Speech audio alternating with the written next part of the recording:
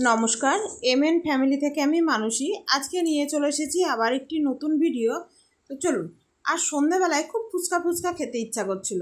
তা ওর বাবাকে বললাম, বাড়িতেই তো আছো, চলো না একটু ফুচকা খেয়ে আসি। হেঁটে এলাম আমি আর মেজদি। তো বিলধারে দেখলাম একটা ফুচকার দোকান বসেছে। তো যাই হোক, তখন আর খেতে ইচ্ছা করেনি, হাঁটতে গিয়ে কিছু খেতে ইচ্ছা করে না। তো যেমন বলা তেমন কাজ, সঙ্গে সঙ্গে চলে এসেছি দুজনা ফুচকা খেতে। যদিও বা ছেলে মেয়ে বেরিয়েছিল ওরা ওদের কাজে, তো ওদেরকেও বলেছিলাম এখানে এসে ফুচকা খাওয়ার জন্য, কিন্তু ওরা আসেনি। ওরা বললো আমরা অন্য জায়গায় খেয়ে নেব, তাই বললো। আর আমি কোথাও থেকে এসে ফুচকা খেলে আমি উত্তমের কাছেই ফুচকা খাই, কারণ উত্তমের ফুচকাটা খেয়ে খেয়ে এমন অভ্যাস হয়ে গেছে, অন্য কোথাও ফুচকা খেতে যেন আমার ঠিক একটা ভালো লাগে না। আর এই ফুচকার শেষে যে চাটনি দেওয়া ফুচকাটা দেয় না, এর যে কী স্বাদ হয় গো, দুর্দান্ত। আর আজ এই বিকালের দিকে বেশ বৃষ্টি হয়েছে, তাই বেরিয়েই দেখছি আকাশের দিকে, দেখুন কী হারে বাদুড় উঠছে। হয়তো কাছাকাছি কোনো গাছে না তাদের বাসা আছে, যার জন্য বৃষ্টির দিনে হয়তো ওরা পড়ে গিয়েছে বা কিছু, তখন ওরা উড়ে বেড়াচ্ছিল। আর এই হাঁটতে গিয়ে আজকে একটু ছানা নিয়ে এসেছি। আমি আর মেজদি গিয়েছিলাম, আর আসার সময় একটা কলা পাতাও কেটে এনেছি। ওইদিকে না বেশ কয়েকটা কলা গাছ আছে, কিন্তু হাঁটতে গিয়ে আর এইসব কাজগুলো হয় না। কিন্তু আজ ভেবেই গিয়েছিলাম, আর যার জন্য নিয়েও এসেছি, কারণ আজকে করবো একটু ছানা পোড়া। তা সেই জন্য ছানা নিয়ে এসেছি। আর মেয়েদেরকে বলেছিলাম ফুচকা খেতে, ওরা তো ফুচকা খায়নি, ওরা দেখছি আইসক্রিম নিয়ে এসেছে। তো ওরা খাক আইসক্রিম, আর আমিও এদিকে আমুল দুধ নিব। ছানা পোড়া করতে গিয়ে একটু আমুল দুধ লাগবে। আর কালকে সব বাজার নিয়ে এসেছিলাম, কিন্তু বাজারগুলো না ঢালা হয়নি। আমুল দুধ বার করতে গিয়ে দেখছি কোনো একটা তেলের প্যাকেট হোক বোতল হোক থেকে তেল পড়েছে, দিয়ে ব্যাগের নিচে দেখছি বেশ খানিকটা তেল পড়ে আছে, যার জন্য আমি আবার তাড়াতাড়ি করে সব ঢালতে লাগলাম। আর এমনিতেও ঠিক করেছি রাতের বেলা সব গুছিয়ে নেবো সব জিনিসপত্র, কারণ এখন গরমকাল তো, পিঁপড়ে ধরে গেলে আবার খুব মুশকিলে পড়ে যাব, কারণ অনেক জিনিসপত্র আছে। আর মাস কাবড়া মাল মানে তো এমনিতে অনেকই থাকে, তেলই দেখুন না কত রকমের এসেছে এর সাথে। তো চলুন, আমিও এদিকে মালগুলো পরে গুছাবো, তার আগে আমি ওই যে ছানা পোড়াটা করবো সেইটাকে ঠিকঠাক করে নিই, কারণ ওটা ভাপাতে দিয়ে দিয়ে তারপরে তখন বসাবো। আর এদিকে দেখছি এই সবুজ কলাইয়ের মুখটাও না ঠিকঠাক সিল করা নাই, যার জন্য দেখছি কিছু সবুজ কলাইও পড়ে গিয়েছে। তো চলুন, সব জিনিসপত্র তখন ঠিকঠাক করে নিতে হবে। এখন তো আমুল দুধ লাগবে, এখন আমি আমুল দুধটাকে নিয়ে নিই, দিয়ে কাজ সারি, তারপরে আবার রাতের খাবার করতে হবে। তবে আজ প্রচণ্ড গরম ছিল বলে আমি না জল দেওয়া ভাত করে রেখেছি, কিন্তু আলু ভাজবো ডিম ভাজবো, তো ওগুলো পরে করব। আর এখানে এ মাসে দু কটো খেজুর একসাথে নিয়ে এসেছি, কারণ সেদিন কিছু ড্রাই ফ্রুটসের লাড্ডু করেছি, তা লাড্ডুতে না খেজুরটা একটু কম হয়েছে, যার জন্য 2 কোটো একসাথে খেজুর নিয়ে এসেছি। আর এখানে ছানা পোড়া করার জন্য আমি সব সরঞ্জাম নিয়ে বসে পড়েছি। এখানে নিয়েছি ছানা, 250 গ্রাম ছানা। ছানা পোড়া করতে গেলে তো ছানা নিতেই হবে। আর নিয়েছি এলাচ, গুঁড়ো দুধ, চিনি, সুজি, এটা সমপরিমাণ। আর নিয়েছি হিমসাগর আমের 2 গাল, আমটা। এবার এগুলোকে সব একসাথে ভালো করে মিশিয়ে নেব। প্রথমে সুজিটা দিয়ে দেবো, তারপরে আমুল দুধ, চিনি, এটা। আর মিষ্টি খুব একটা ছানা পোড়াতে যে উগ্র মিষ্টি হয় সেটা কিন্তু না, ছানা পোড়াতে হালকা মিষ্টি হয়, যার জন্য ছানা পোড়াটা খুব খেতে ভালোও লাগে। তো সেই মতোই আমি এখানে হালকা মিষ্টিই দেবো, খুব একটা উগ্র মিষ্টি দেবো না। তবে এই ছানা পোড়াটা করার জন্য কিন্তু এগুলো দিয়ে বেশ ভালো করে ফেটিয়ে নিতে হবে। আর এর মধ্যে আমি এই আমটাকে মিক্সিতে বেটে নিয়ে আসবো, বেটে নিয়ে এসে করবো। তবে বাটিটা মনে হচ্ছে আমার একটু ছোটো হয়ে গেল, একটু বড় বাটি হলে বেশ ভালো হতো। তো যাক দেখি, না হলে তখন বড় বাটিতে ট্রান্সফার করে নেব। এইভাবে পুরো ছানাটাকে আমি ভালো করে মিশিয়ে নেব, মিশিয়ে নেওয়ার পরে আমটা পেস্ট করে দিয়ে দেবো। আমটা পেস্ট করার জন্য এখানে মিক্সির বাটিটা নিয়ে নিয়েছি, এবার মিক্সিতে পেস্ট করব। মিক্সিতে পেস্ট করলে বেশ ভালোই হয় এগুলো পেস্ট করা। তো পুরো আমটাকে আমি আগে খোসা থেকে বার করে নিই, তারপরে তখন পেস্ট করব। আমি এলাচটাকেও আমের সাথে পেস্ট করে নিয়েছি। এবার এই পেস্টটা দিয়ে একসাথে ভালো করে মিশিয়ে নেব।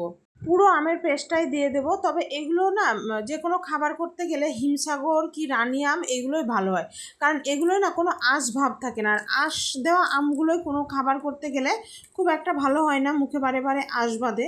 চলুন, পুরো আমের পালটাই দিয়ে দিয়েছি। এবার এটাকে বেশ ভালো করে ফাটিয়ে নেব, ফেটিয়ে নিয়ে তারপরে তখন একটা বাটিতে করে বসিয়ে দেবো।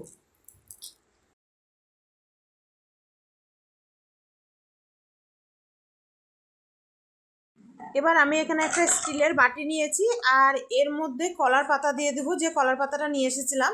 তবে কলার পাতাটা ভালো করে ধুয়ে এই বাটির মধ্যে বসিয়ে দেবো। একটা কলার পাতা দেবো না, 2-3টে কলার পাতা দেবো, যাতে নিচের দিকটা একটু বেশ মোটা ভাব হয়, নাহলে আবার পুড়ে যাওয়ার ভয় থাকবে। আর এরপর একটু ঘি দিয়ে দেবো, তাহলে বেশ ঘিয়ের সেন্টটাও আসবে। তবে আপনারা ওই ছানার সাথে একটু ঘি মেশাতে পারেন, আমি যদিও বা মিশাইনি। আর এমনি এটা খেতে কিন্তু দুর্দান্ত হয়েছিল, একবার বাড়িতে করে দেখতে পারেন। ঘিটা দিয়ে বেশ ভালো করে সব পাতাগুলোতেই মাখিয়ে নেব, দিয়ে এর মধ্যে ছানার যে ব্যাটারটা করেছিলাম সেই ব্যাটারটা পুরোটাই ঢেলে দেবো। আর ব্যাটারটাকে পুরোপুরি থালার মাপে করে দেবো, দিয়ে এটাকে এবার চলুন ভাপে বসিয়ে দেবো। তার আগে আমি কড়াইয়ে একটু লবণ গরম করতে দিয়ে এসেছি, আর এখানে একটা অ্যালুমিনিয়ামের ফুয়েল দিয়ে ঢেকে দেবো, যাতে উপর থেকেও ভালোভাবে বেক হয় আর বাষ্পটা বেরিয়ে না যায়, যার জন্য। এই যে কড়াইয়ে এখানে বেশ অনেকটা পরিমাণ লবণ দিয়েছিলাম, আর লবণটা গরম হওয়াতে তাতে একটা স্ট্যান্ড দিয়ে এবার এই বাটিটাকে বসিয়ে দিলাম। বাটিটা বসিয়ে দেওয়ার পর এটাকেও ঢাকা দিয়ে দেবো, যাতে ভালোভাবে হয়। আর এই ঢাকনাগুলোতে একটা ছোট্ট ছিদ্র থাকে, সেটাকে আমি একটা কাগজ দিয়ে বন্ধ করে দিয়েছি। এবার এটাকে আমি আধ ঘন্টার জন্য হতে দেবো। আর চলুন এটা আধ ঘন্টা হোক, ততক্ষণে আমি বাকি কাজগুলোও সব সেরে নিই গা। আমার যত মুদিখানার জিনিসপত্র সবগুলো আমার এখানে গুছিয়ে রাখা থাকে। তবে এখন এই খুব বৃষ্টি হচ্ছে তো, আর বিকালের দিকে একটু বৃষ্টিও হয়েছে প্রচুর পরিমাণে। আর আমার এই কাচের জানালা দিয়ে না একটু জল ঢোকে, যার জন্য এখানে একটু জল ঢুকে গিয়েছে। আর এইখানে একটা মোটা করে কাঠ পেতে দিয়েছে, এখানে বিস্কুট টিস্কুটগুলো রাখি যাতে জলে ভিজে না যায় বলে। আর এটাকে এবার ভালো করে একটু মুছে নিয়ে যখন সব জিনিসপত্র ভরি তখন একটু ভালো করে মুছে একটু লক্ষণ রেখা দিয়ে দিই। লক্ষণ রেখা দিলে কি হয়, ছোটো ছোটো আঁশফোড়াগুলোও হয় না, আর দেখেছি পিঁপড়েগুলোও হয় না, যার জন্য একটু লক্ষণ রেখা এবার ভালো করে দিয়ে সব জিনিসপত্রগুলো এখানে গুছিয়ে নেব। এত কিছু বাজার এনেছি, তার মধ্যে আবার বিশেষ কিছু জিনিস আনতেই ভুলে গিয়েছি, যেমন মেয়ে গ্রিন টি আর কয়েকটা জিনিস এরকম আনতে ভুলে গিয়েছি। তবে লিখে রাখতে হবে, আবার একবার পাঠাতে হবে ছেলেকে, কি ওর বাবাকে পাঠাবো নিয়ে আসার জন্য। আর বেশিরভাগ মাল যেদিন আসে সেদিন আমিই যাই, আর টুকটাক যেদিন আনা হয় সেদিন ওর বাবা কি ছেলে যায় গিয়ে নিয়ে আসে। তবে বিস্কুট চানাচুরে তো আর মাছ যায় না, ওটা মাঝে মধ্যে গিয়ে আনতে হয়। বাকি সব জিনিসগুলো আমি মাসের মতনই নিয়ে আসি। তবে এখন খই চিড়ে এগুলো আমাকে মাঝে মধ্যে আনতে হয়, 1 মাস যায় না, যেহেতু শ্বশুরমশাইয়ের এখন সকালের জলখাবারটা একমাত্র মেন হয়ে গিয়েছে খই চিড়ে এগুলোই, যার জন্য এখন এগুলোও খুব বেশি লাগে। আর আমরাও এগুলো বেশ খেতে ভালোবাসি। তা করতে ওর বাবা বললো বিস্কুটে নাকি ছোটো ছোটো বিস্কুট ফ্রি আছে, আনা হয়নি, তো সেটা একবার ফোন করে বলে দিও। তো সেটাই দেখলাম কি বিস্কুট ফ্রি আছে, তো সেটা নিয়ে আসতে হবে। আর মেয়ে আগের মাসে পাস্তা নিয়ে এসেছিলো 2টো, তো করাই হয়নি। এইসব জিনিসগুলো না করাই হয় না, একমাত্র বাধা ধরা জলখাবার হয়ে গিয়েছে। দিয়ে এখন এইসব খাবার পাস্তা চাউমিন ম্যাগি এগুলো খুব কম করা হয়। তো যাক, একদিন করে দিতে হবে, দেখি এর মধ্যে পাস্তাটা ছুটি থাকতে থাকতেই করে দেবো, তাহলে বেশ সুবিধা হবে। চলুন একটা খেজুরের কৌটো বাইরে রাখি, আর একটা তুলে রাখি।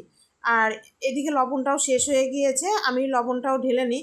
তবে রান্নার ওখানে লবণের কৌটোটা একটু ছোটো সাইজে রাখা আছে, বড় কৌটোতে লবণটা একবারে ঢেলে নিয়ে তখন ছোটো কৌটোতে নিয়ে ব্যবহার করি। আর এদিকে আমার কাজ করতে করতে আমার ছানা পোড়াটাও হয়ে গিয়েছে, ওটা নামিয়ে রেখেছি। নামিয়ে রেখে এবার এদিকে ওই কড়াইয়ে বসিয়ে দিয়েছি আলু পেঁয়াজ ভাজা, কারণ অনেকগুলো কড়াই করলে আবার কাজের দিদি মাজতে চাইবে না, তখন বকবে। আর জল দেওয়া ভাতে পেঁয়াজ আলু পটল ভাজাটা বেশ ভালো লাগে খেতে। আর তার পাশে কিন্তু ডিমও ভাজতে হবে, শুধু এই দিয়েই হবে না। তবে ওটা নামিয়ে রেখেছি সাইডে, এঁটো হয়ে যাবে বলে আলাদাভাবে, ওটা পরে দেখাচ্ছি। কারণ এদিকেও না অনেকটা রাত হয়ে গিয়েছে আমার এদিক করতে গুছাতে নিতে। তা খেয়ে নিই, খেয়ে দিয়ে তখন ওগুলো দেখাবো। আর এই যে এখানে ডিমও ভেজে নিয়েছি, আর সবাই চলে এসেছে, খেতে বসে পড়বো। যে রাতে খাবার হচ্ছে জল দেওয়া ভাত পেঁয়াজ লঙ্কা আলু পটল ভাজা ডিম ভাজা, আর আমাদের জন্য একটু ছাতু মেখেছি, কারণ এই ছাতু মাখাটা না আমাদের আবার বেশ ভালো লাগে। তবে ওর বাবা এখন আর খেতে চায় না। আর এই যে ছানা পোড়াটা দেখুন কি সুন্দর হয়েছে, তাই না? তবে ঠান্ডা হোক, তারপরে তখন কাটবো। তবে আজকে রাতে মনে হচ্ছে আজ আর খাবো না, কালকে সকালেই তখন খাবো। তো চলুন ভিডিওটি আজ এখানেই শেষ করলাম। ভিডিওটি কেমন লাগলো জানাবেন। ভিডিওটি ভালো লাগলে একটি লাইক করে দিন, আর চ্যানেলটি সাবস্ক্রাইব করে দিন। আসবো আবার কোনো নতুন ভিডিও নিয়ে। তবে ভিডিওটি কেমন লাগলো কমেন্টে জানাতে কিন্তু কেউ ভুলবেন না। আর ছানা পোড়াটা একদিন বাড়িতে অবশ্যই করে দেখেন, খুব সহজে আর খুব সুস্বাদু হয়। আর এই ছানা পোড়াটা মিষ্টি কিন্তু খুব হালকা দিতে হবে, খুব একটা বেশি মিষ্টি দিলে এটা ভালো লাগে না। আর আমের একটা তো মিষ্টি স্বাদ আছেই। তাহলে আজ আসি, আবার আর একদিন আসবো।